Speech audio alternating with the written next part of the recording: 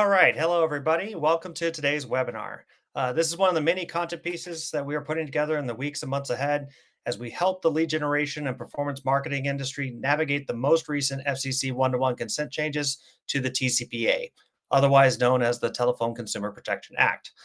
We believe the content that we put together will help you decode these changes with more confidence and a focus on compliance.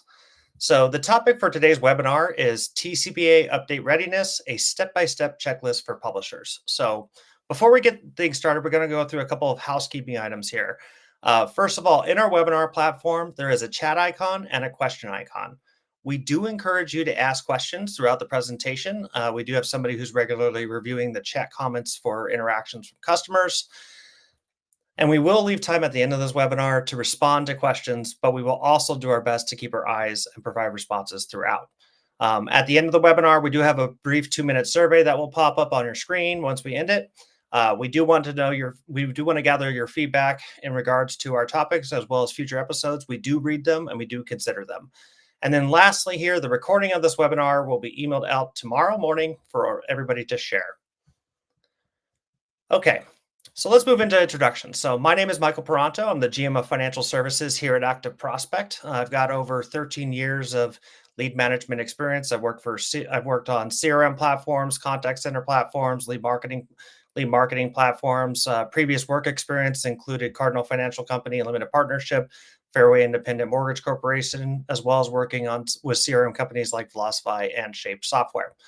All right. So Caitie, you want to go ahead and give an introduction about yourself, and then we'll move it over to Jennifer. Yeah, definitely. Thanks, Michael. I'm Caitie Clarke. I'm the Director of Product here at ActiveProspect. I've been here for 5 years, and so anything product related, I'm your lady.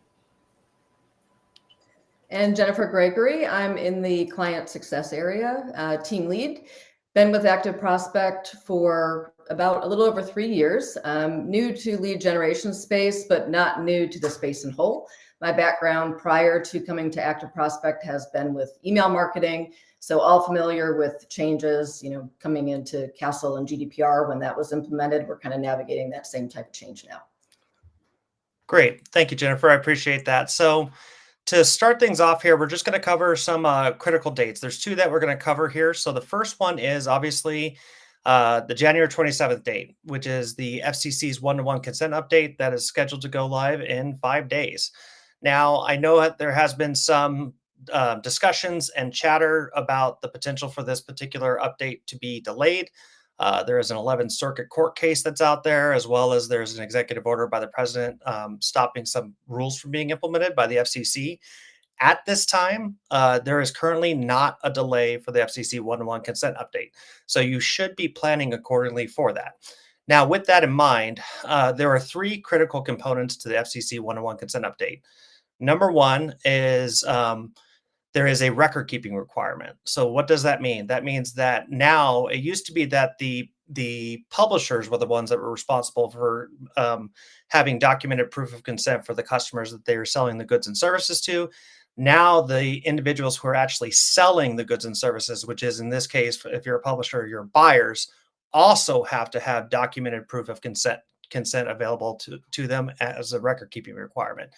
There is a logical and topical update. Now, this one is actually covered in the 11th Circuit Court case as well. But at a high level, what it means is just essentially that you cannot, if you are calling or texting a consumer using automated technology that's covered under the TCPA, you have to call them and sell them goods and services that were displayed to them on the site that they provided consent to. So a really easy explanation to this is if a consumer goes online, they fill out a form for auto insurance, you can't call them and text them for windows. You can't call them and text them to sell them a home or anything of that nature.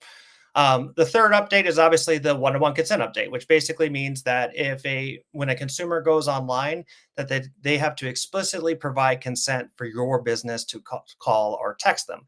There's many different formats that can be done in. We're going to talk about checkboxes, exclusive leads a little bit later on in this webinar, but the spirit of the rule is essentially that consumers now have to provide their consent to each individual business that is going to be calling or texting them. The next date that's important is the Universal Consent Revocation Update. Now, this one is actually hitting April 11th of 2025 this year. Now, basically what it says is that if a consumer opts out of a call or a text message, that they have to be opted out of all calls or all text messages. And this also has a part component to it that includes any reasonable means. So what does that mean? So if a consumer replies to a text message in a word or a phrase that can be determined to be an opt-out within the courts, then you then have to opt them out of both calls and text messages. I do encourage you to read the documentation that's available online related to the universal consent revocation update. There's a lot of impacts to businesses. I have posted about this on LinkedIn myself, and I do recommend that you take a good hard look at that. All right, so start things off here. We got our first poll question. You're going to see that in the poll section down there below. I'm going to give you just a little bit of time to answer it. And the poll question says, how far along are you in adapting your forms to obtain consent in a one-to-one consent manner? The first option is we are live now with one-to-one consent. The second option is we are doing testing and ready to launch on January 27th. The third one is we are still testing and may not be ready by January 27th. And the fourth one is I believe that the one-to-one consent update will be delayed. All right, we're going to give you 3 more seconds here. 3, 2, 1. And let's go ahead and see these results. Okay. Yeah, so the results here are pretty much in alignment with what I would anticipate here and things that we've actually heard here at ActiveProspect ourselves. So if you can see it, you can actually see the live results after you vote. We've got about 40% of our publishers that are currently live with one-to-one consent. That's very good. The second one, we are done testing and they're ready to launch on the 27th. We have heard of some publishers that are waiting exactly to the 27th date to do their launch. We have the third option with 18%, where we still have some publishers that are still testing. They're not necessarily sure if they're going to be ready. And then the fourth one, 9%, that they believe that the one-to-one consent update will be delayed. So not too many surprises there. This is about what we would have expected as we get close in proximity to that January 27th date. And depending on how the courts rule, as well as the FCC, if they end up delaying it, that may push it out a couple months later. All right. So let's go through the different discussion topics for today's webinar. The first one that we're going to cover is communicating with advertisers. Then the second part is how to properly update your lead forms. And the third component is enabling TrustedForm Certify. So Jennifer, let's start this off with you. I'd like to get your feedback based on the poll results that were displayed. And also I'd like you to kick it off by talking about some of the things that our publishers should be communicating with their different buyers in the ecosystem. Okay. Yes, I think it's great to see that most of you on the call are either ready and live or ready to go live next week. I think that's fantastic. Working in client success, I get the pleasure of talking to many of our customers, and that's on both sides. I talk to publishers and I talk to the advertisers and the buyers. And with that, I know that the publishers, starting 6 to 8 months ago, were working on doing testing, with this one-to-one consent ruling, what changes were going to need to be made to the form. Didn't want to just roll those changes out. So they were doing testing to see how the changes that were made were going to impact conversions. So I know that they went through that process. Glad to see that most of you have done that. And, step one with the publishers, we want to make sure and just want to say communication is key through this process. You've changed your forms. You need to make sure that you're communicating with your buyers and your advertisers. Changes that you've made, you want to make sure that the lead form changes that you have made is what your buyers are expecting. That could impact a lot of things.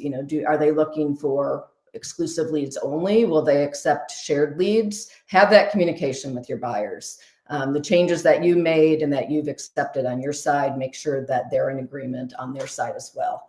You want to talk about the consent language that's displayed.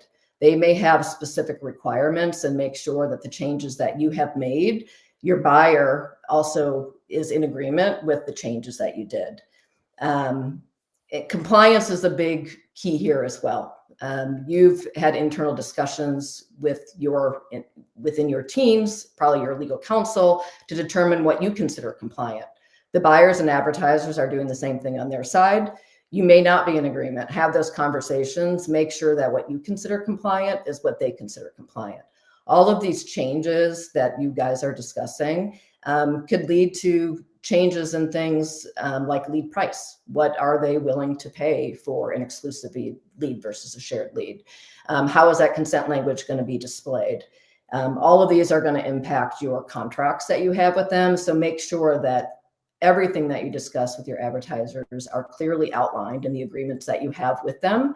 And another key component is dates. I know January 27th is right around the corner. Make sure that there's clear expectations with all of your buyers as to when the changes that you specifically discuss with them are going to be implemented.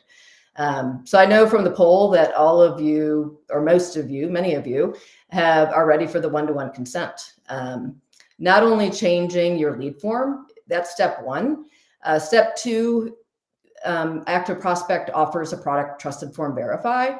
Spoke to several publishers recently and asked them, we have this product TrustedForm Verify. Have you heard about it? Have your buyers been reaching out asking you to implement consent tagging? Some have said, yep, I'm ready to go. I have the consent tags ready. I'm working with my buyers and we're moving forward. But I have had conversations with some publishers that really haven't heard from their buyers on the consent tagging. So consent tagging is a second step that you will want to implement along with any changes that you made to your form. Caitie is going to go into more specifics on that one-to-one consent tagging later.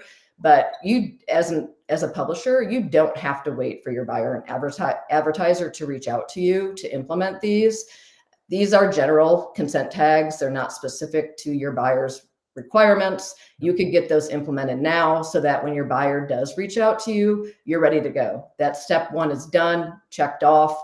When they reach out to you, you could say, yep, we're ready to go. So that next piece that you need from them is, what is their legal entity? Who is going to be making the calling? How does that need to be listed on the form? Make sure that you discuss that with your buyers and you know exactly how that needs to be listed. Make any changes to that on your form. Again, as I said in step one, communication is key. It doesn't stop there. Once you've made the changes to your form, you've updated the consent tagging to work with our product TrustedForm Verify. We don't just want to roll out and go live. You didn't do that when you were making changes to the form to see what worked best. And we want to do the same thing with the consent tags. Go ahead and send a test record to your buyer from their specific form. Send the lead data along with the TrustedForm certificate URL. Let them make a request to the TrustedForm Verify and make sure that the response is what's expected. Is the consent language detected properly? And is that one-to-one consent provided? Is the consent tagging set up properly? Is the name listed correctly? Again, I'm going to say it one more time, communication is key. You don't want to assume that all the changes that you made that your buyers are in agreement with. Have that conversation and make sure that any changes that are made, you have those discussions.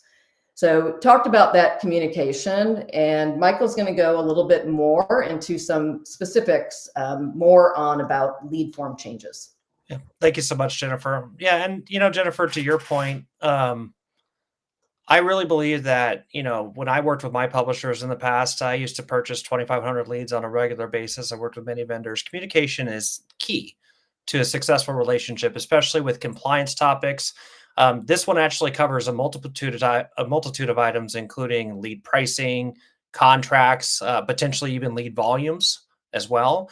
And these are all things that if you have a good communication channel with the different buyers that are within your network, you can get through this as smoothly as possible.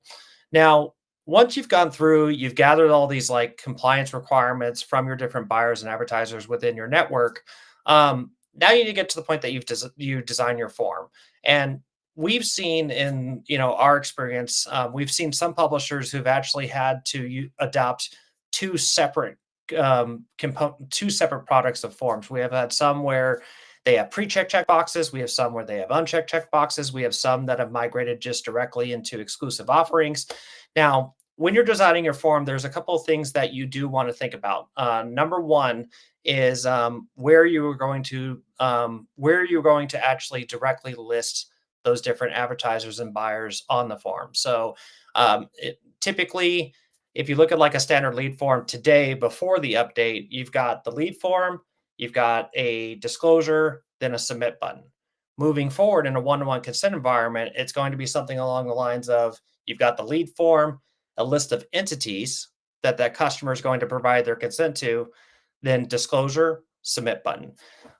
If you have some questions about, or at least some general standards that you should be following, you can actually utilize the REACH 2.0 standards. Those are available online. It's the Responsible Enterprise Against Consumer Harassment. They've posted a list of standards that are the gold standard when it comes to the configuration of your form and the design of it. Now, the second part that you're going to want to consider is that everywhere that you have a consumer providing their information and generating that lead, you're going to want to make sure that you've got technology available that can document and store that customer's proof of consent.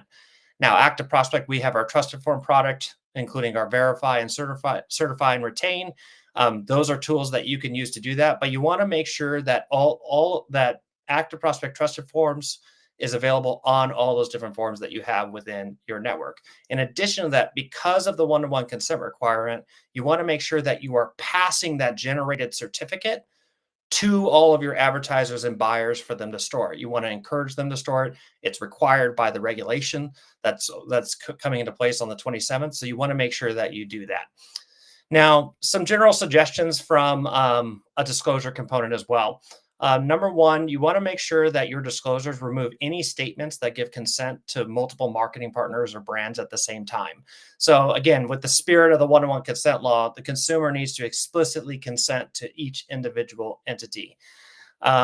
Number two, if for some reason you've experienced any sort of difficulty with creating the configuration of ActiveProspect on your forms, you can also reach out to our team and we can help you.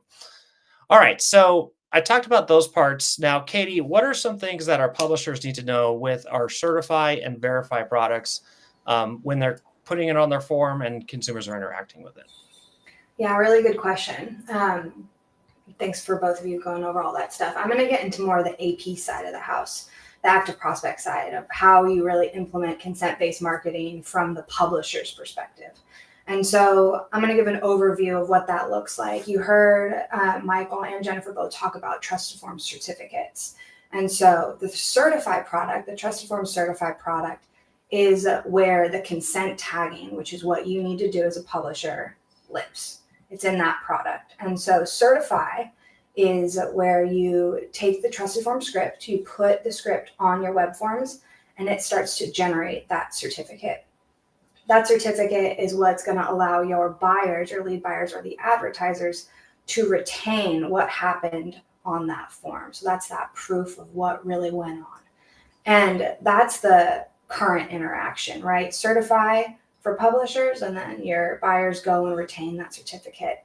With this one-to-one consent check, you kind of go one layer deeper, where within certify as a publisher, you go in and you are going to do consent tagging. So most of what I'm going to talk about is around tagging that consent. And so that is part of the certified product. On the other side of it, your advertisers or the buyers are going to need to basically say, is the stuff that I need on that certificate there or not? I need to verify that one-to-one consent was obtained. And so you have your certificate with your consent tags, and then on the buyer side, they're going to be checking and verifying that what they need there is there, and they're going to get a success or a failure. And so the thing that I want you to focus on is that consent tagging piece. So as a publisher, A, you need certify because you need to be generating those certificates. So that's the first step. So if you already have certify, great, first step's done. If you don't, we're going to send a link in the chat where you can sign up for a free ActiveProspect account and get access automatically to certify. So that first step is going to be super easy for you if you aren't generating certs. So that first step is really, do I have access to the thing that I need access to? Step one, always. Step two, you're going to go into the TrustedForm application and you're going to say, I'm ready to do consent tagging. And so that's just a simple checkbox. There's a bunch of instructions in there too. So you do your checkbox. I have certify. I'm ready to do consent tagging. Okay. Foundation is set. Here we go. Your next step, you're going to go and you're going to verify your domains. That's basically just taking ownership of those domains where the certs are being generated. in the ActiveProspect system. So you go and you verify your ownership of those. Now we're really ready. Okay, so a few things that I want to just like recap that I just said is this is a free product offering. So as a publisher, this isn't going to cost you anything. You need to go and you got to get your consent tagging set up. And like Jennifer was saying, you could do that before your buyers have even sent over their requirements. This is something you can do now for free and get ready and be prepared in this world. So that's just something I want you to take away. It's free. Link in the chat if you need it. Next thing. So consent tagging, and most of TrustedForm is setting up the script and doing the consent tagging, is generally done by a developer. And so the next link that we're going to be posting are the developer docs. And so everything that we're going to talk about, if you're like, whoa, that was a lot, Caitie, I'm not sure exactly, I missed something, can I go back? It's all in the technical documentation. And so that's in the developer documents. So once you've got certified, you've enabled, you're like, yep, I'm ready to do consent tagging. You've verified your domains, you can send your docs over to your dev and get them acquainted with it. And then you'd be really ready to go. That's all your foundational work before you start your consent tagging. Yeah, and Caitie, what are the parts of the form that need to be tagged in order to verify consent is given in a one-to-one manner? Can you talk a little bit more about that? Yeah, absolutely. And so the way that I think about consent tagging is you're telling TrustedForm where to look. So if a buyer or an advertiser needs to go and verify that something happened on a form, TrustedForm needs to know exactly where to look. And so there's 4 different pieces of the form that you're going to want to go in and do consent tagging for. The first one is the offer, which is what you're seeing on the screen right now. And so this is where you completely capture the area where consent and any of the requirements around consent is given. So you're really grouping the offer together. So you're saying TrustedForm, this is where I want you to look in general for this offer. And this could be the entire form. This could be part of the page, but it's really identifying that specific offer. So that's the first part of consent tagging. And you can see here in the offer page, we have first name, last name, email, phone. You can see the check boxes, the advertiser names, consent language, submit button. It's really everything. So you're really capturing that overall offer.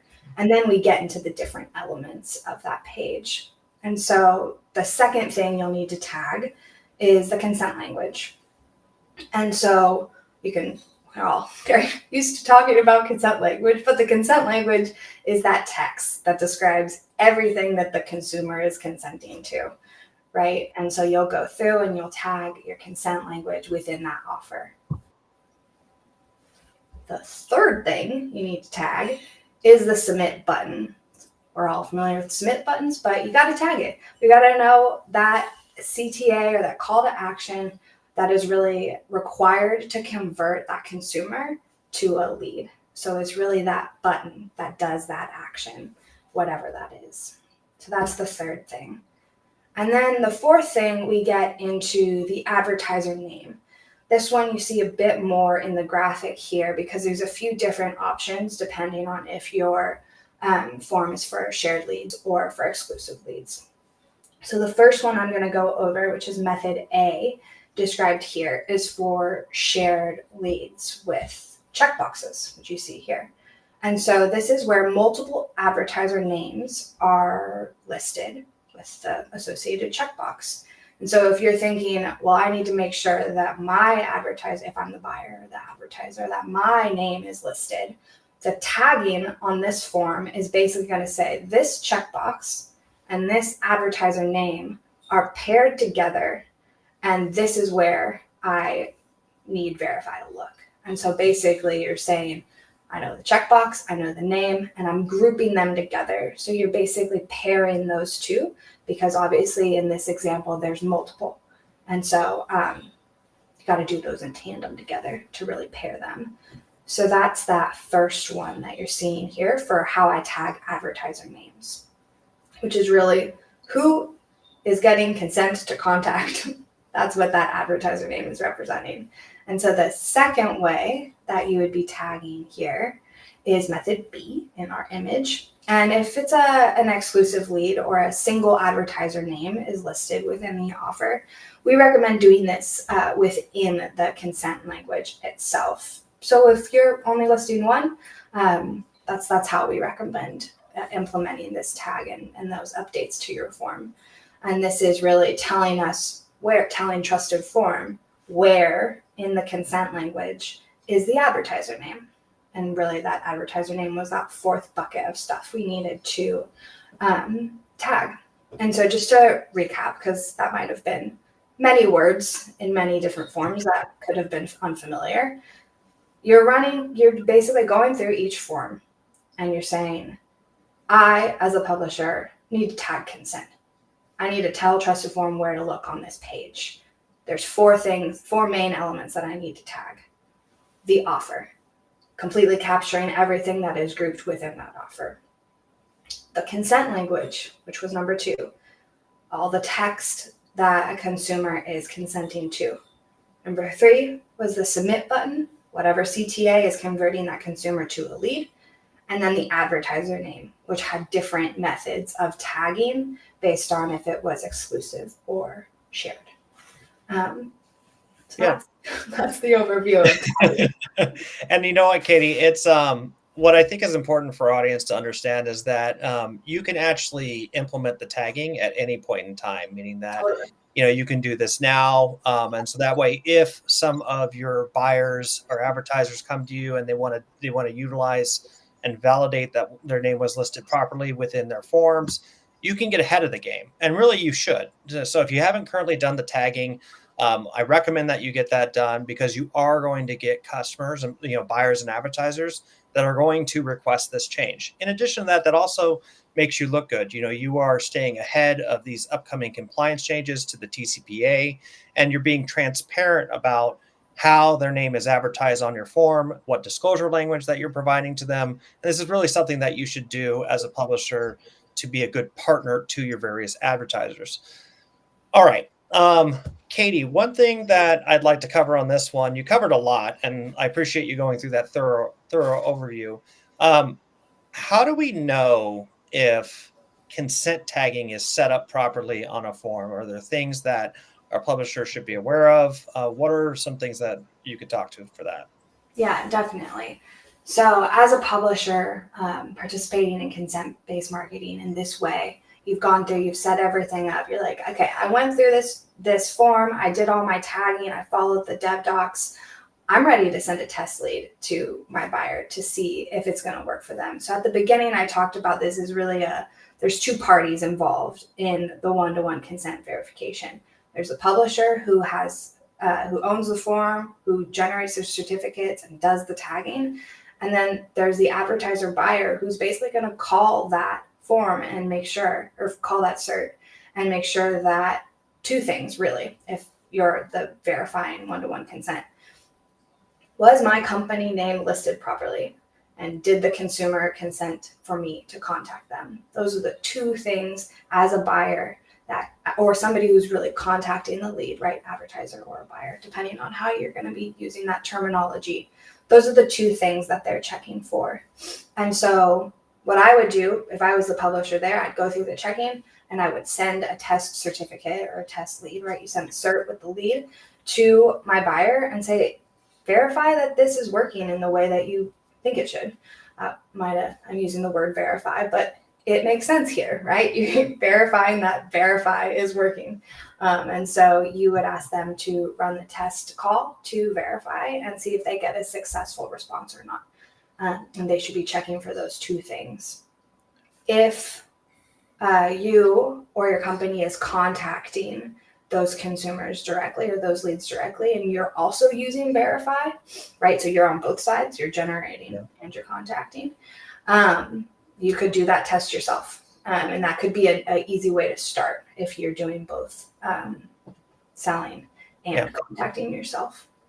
And what's interesting, Caitie, I'm glad that you mentioned, we have several publishers in our audience that, they're calling and texting consumers on their side, as well as they are generating leads and transferring them over to different advertisers and buyers. And, we have actually seen, publishers as well as buyers who utilize the verified product on their owned and operated landing pages. So all their first party landing pages, they use it for disclosure management. They want to make sure that the disclosures are being presented across all the pages that are available within their ecosystem are properly listed and match their requirements before they actually pass them on to the advertiser or the buyer. So that was a really good call out. I'm glad you put that on there. All right, so we've got our next poll question here.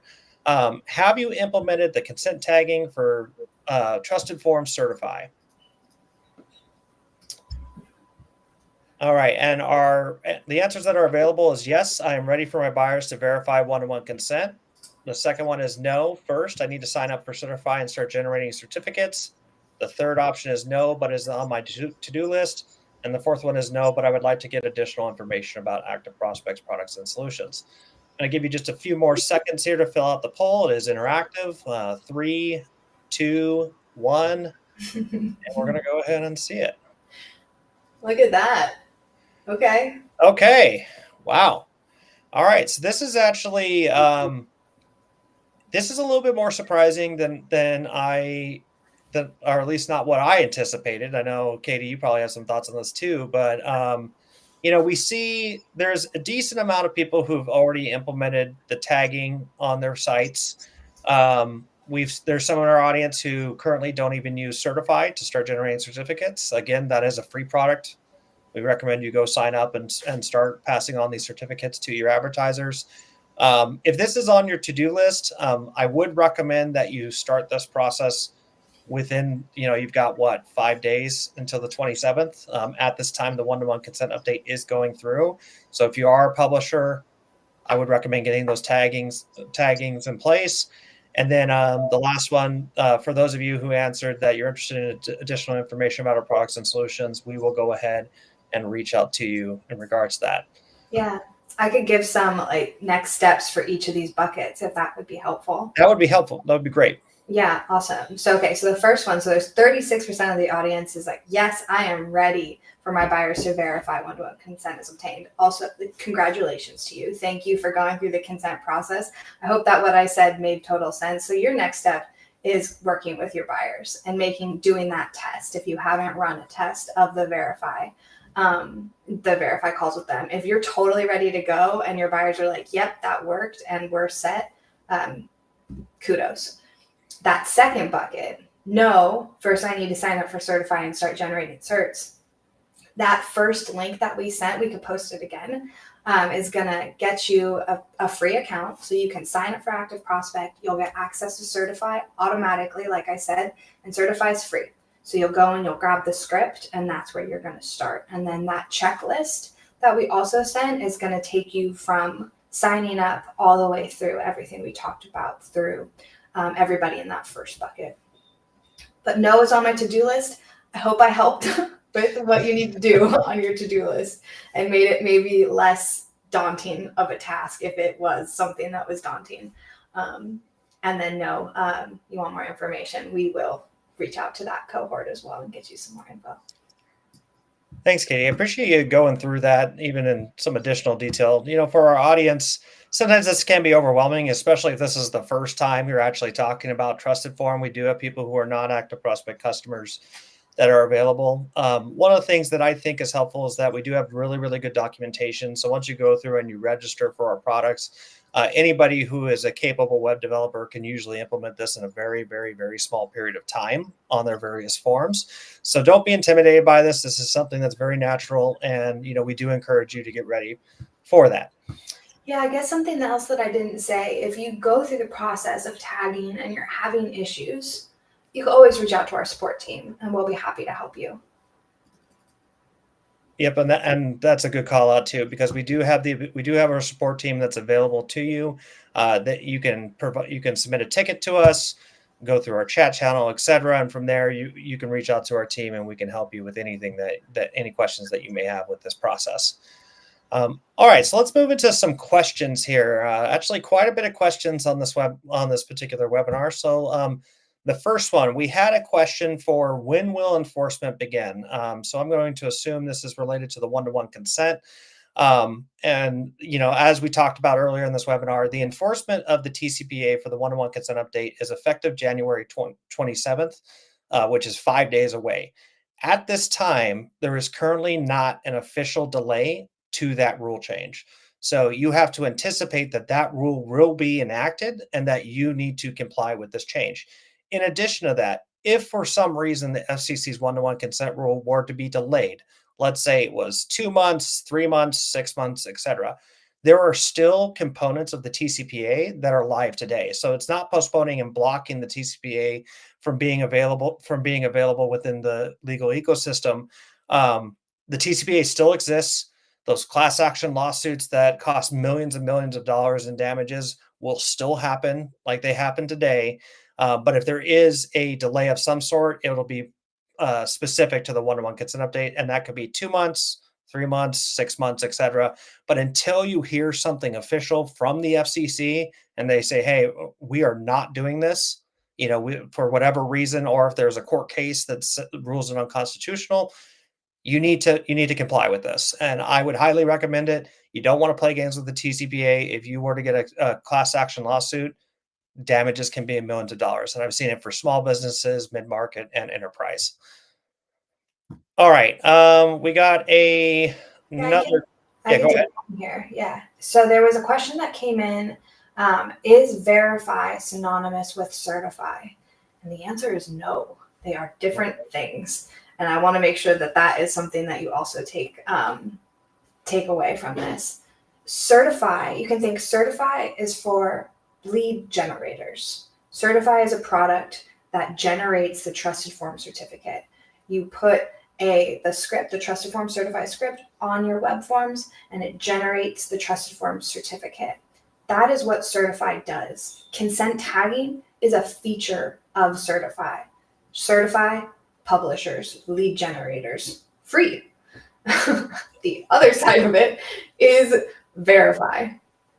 Verify is, it works in tandem, just like retaining certificates, and I can explain that too. But Verify is a product for anyone who is contacting the consumer. So you are verifying what is in the consent language. And so it's a call, and it's a paid offering. And so that is really for the advertiser buyer. So Verify works with Certify, but they're very separate things, and their use cases are different. So Certify, you can think lead generator, generate certificates. Verify is verifying one-to-one consent on those certificates. And Caitie, could you real quick just talk about what retain is and the difference between certify versus retain? Because I think that is important for if our audience is new to our products and features to understand that difference as well. Yeah. So I keep harping on the free part of Certify because it's really just generating the certificate. You have not stored and retained, which is why that name is retained that certificate to document what that certificate is showing you on the form until you actually have the action of retaining it. You can do that via auto retain, which is for your first party leads, or you can do it via the retain call via the API. So retaining is saying, I purchased this lead, I'm going to contact this lead, and I'm retaining the certificate. I'm going to store it. It is mine. I'm retaining it.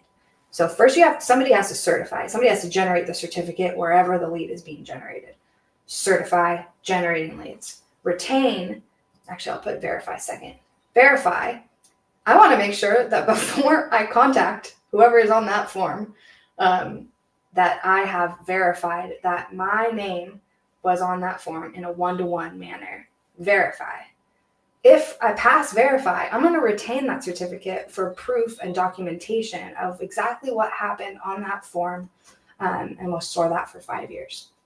And so that's it's a sequence, right?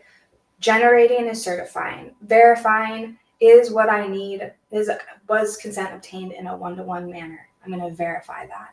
And then I'm going to retain the certificate. So they're three separate things. I could keep talking about it, but Caitie, You mentioned that Certify was a free offering. Retain and Verify, those are both paid offerings. They are. That is correct. They're really taking action on those certificates. Yeah, and I think the important distinction there is that putting the tags on your form to identify where those advertisers are, that's free. That's totally free. That's stuff you can do today. That's just tagging that's available on your elements. But when you generate a certificate as a publisher and you pass it over to different advertisers and buyers, because they have a compliance requirement to have documentation and proof of consent on their side, they are paying to store that certificate as well as validate the information in that certificate. And that's where the payment comes through in this process. So I think it's just important to understand that distinction with it. And I'm glad, Caitie, that you went through and clarified that for our audience. Michael, somebody did ask earlier, with adding that consent tagging, does that change the TrustedForm certificate in any way that they receive? Caitie, is that something that you could answer? Like, as a TrustedForm certificate, I'm assuming the way that I interpret it is if the consent tagging is done on the form, is there any change structurally to that TrustedForm certificate that they would see?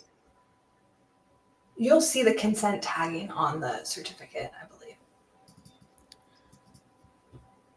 Yeah, and the main thing is that when somebody is verifying one-to-one consent, if you are a buyer or an advertiser and you're purchasing leads from a publisher, this is an important compliance component for them. Like, they need to be able to know what disclosure language was present on that page, and they also need to know and validate that their business name was listed correctly.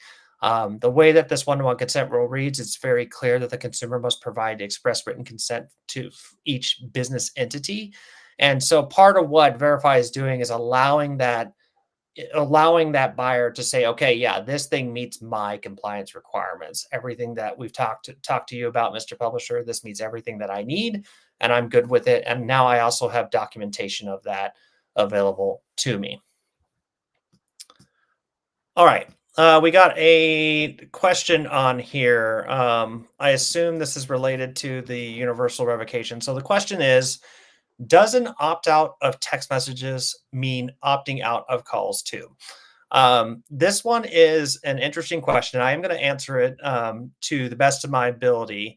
I'm not a lawyer, but I'll tell you just in the spirit of where we are today and what it will be after the April 11th, 2025 date. So today, under the current rules of the TCPA, there are certain organizations out there where their compliance department has determined that if a customer opts out of text messages, that it is explicit to that particular channel, and they can still call the customer until that customer requests not to be called again. That being said, even today, there are some interpretations from different legal teams that we've talked to, where if a consumer opts out of text, they believe that it actually applies to everything, texts and phone calls that are covered under the TCPA. The April 11th change basically says, hey, the ambiguity that was there before, that's gone. So if a consumer opts out of text messages, then they also are opting out of subsequent phone calls. If they opt out of a phone call, they say, hey, don't call me anymore, then they are also opting out of text messages. So that's an important call out with it. In addition to that, the April 11th rule says that a consumer can opt out using any reasonable means. So what does that mean? Well, as an example, if a customer replies to a text message with a phrase or a sentence that could be determined that customer is opting out of future communications, you need to say, okay, this customer is opting out, and not just out of text messages, but also on phone calls. All right, let's see if there's another one in here that we could pull. Yeah, I can hit some of the ones at the top. Okay, go ahead. Asking about, so this one is the lead buyer typically pays for the retain portion, even in this new one-to-one consent environment, correct? And so the question is really, thank you for putting that up on the screen. It's really around like who's paying for the retain. And in this specific example, yes, the lead buyer, or really the advertiser, whoever's contacting and needs proof of consent is the person doing the verify and the retain call, and they are the one who is paying for those items. And I think, Caitie, what's an important call out for that too is that we actually encourage publishers to retain certificates as well. Part of the reason for that is depending on how your contracts are designed, there could be an indemnification clause. And you want to make sure that if consumers are going through your page, if for some reason they generate, a TCPA complaint against an advertiser or yourself, that it's a lot easier if you actually have access to that certificate yourself as well. And so we actually do recommend that both publishers and advertisers do it. But for the most part, typically the advertisers are the ones that, or your buyers are the ones that are retaining those certificates. I recommend, look, if you're calling or texting leads, there are some publishers out there that are doing it. You absolutely will want that because you are covered under the TCPA. But I also recommend, look, if there's some sort of a legal dispute, you may not necessarily want to lean on the advertiser to provide that certificate, because I've also seen situations where advertisers have gone out of business and TCPA complaints can come through and you need that certificate. So just keep that in mind. Yeah. And there was a couple questions about, does consent tagging change the certificate? And there's no major changes to the certificate either. And the only thing that would change is when you're tagging the consent language, it is going to show in the consent language detected section of the certificate. So you get more information on your cert, but it doesn't change anything structurally that you would need to be worried about downstream impacts of. Yeah. We did have a good question here. We actually get this question a lot, but I want to just make sure that we cover it because it is important for our audience. How do the panelists foresee the impact of these TCPA updates on the overall lead generation ecosystem, particularly in terms of lead quality and value? So I'll go ahead and answer that one. So, today, the way that, we'll talk about shared leads, exclusive leads, those are pretty much staying the same for the most part, but shared leads today, the way that they are generated is a consumer goes through a form, and then in the disclosure that's below the form, it actually it'll say something along the lines like, by clicking on submit below, you're providing express written consent for this list of advertisers to contact you. And it's usually a hyperlink that when you click on it, it lists like several thousand different advertisers that they could call you. That, for better or for worse, has led to a lot of confusion for customers. It's opened some consumers up for fraud, and it's also caused quite a bit of headaches for different brands when it comes to their reputation. The FCC rule update that's hitting January 27th is really meant to provide that consumer the right to give their consent to be contacted. So through this process, if the consumer's going online, they're filling out a form, they're actually seeing the different brands that they're giving that consent for them to call or text to. You would imagine that when they receive that call or text from those different brands or advertisers that are within your network, that they are expecting that call.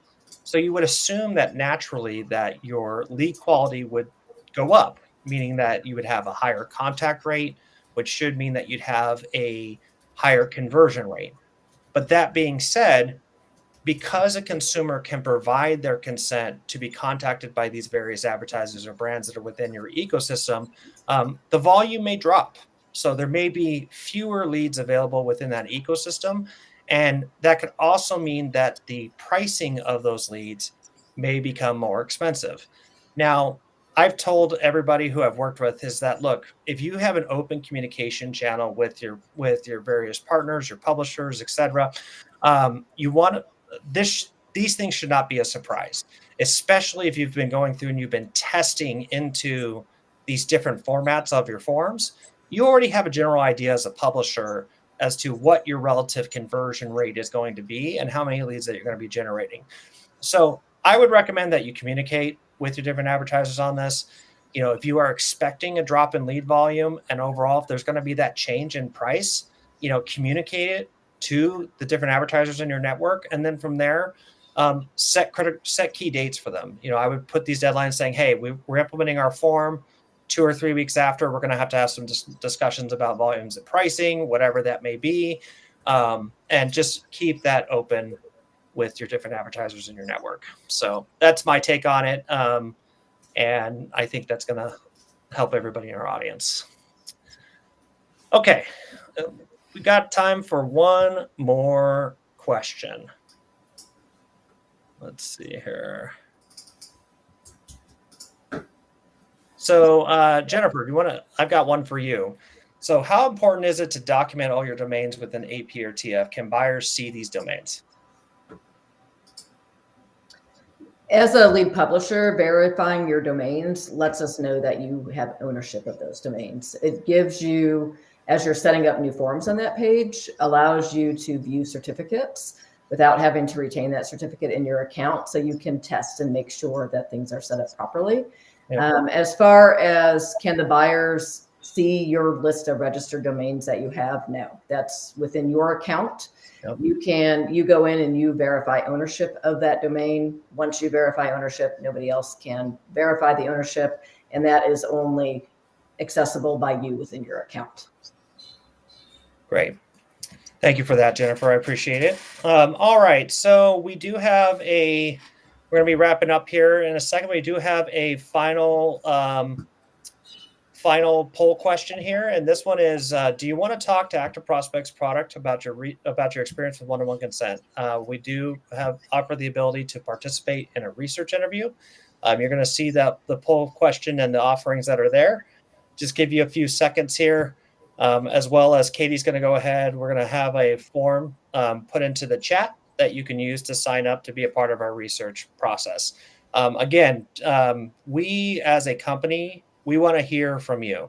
And, the best type of feedback we can receive is from the people in our audience. Caitie, do you want to talk about that for a minute? Or? Yeah, I think you covered it, really. We're doing some research to just understand how this process for going through one-to-one consent really went for you, specifically on the seller side, but we're conducting research around that. And so if you want to talk to me and the rest of the product team, we would love to hear from you. So you could fill out this brief little survey, and it's going to ask you a few questions, and we'd be reaching out if you're the right fit for what we're looking for. Awesome. And what I like to see here, I was actually looking at the poll results. Caitie, you guys might be a little busy. You got 70 who want to talk about this with you. So that's, first of all, very excited to see that. Love that kind of feedback from our audience. And again, we'll review those. Please fill out that form there that's available in the chat, and we will proceed to review your submissions. All right, so Jennifer and Caitie, thank you so much for joining here today. I really think that you provided a lot of valuable content to our audience. Our audience, thank you again for joining the ActiveProspect webinar series, and we'll see you guys on our next episode. So you all have a good one, okay? Thanks for listening. Bye. Thank you.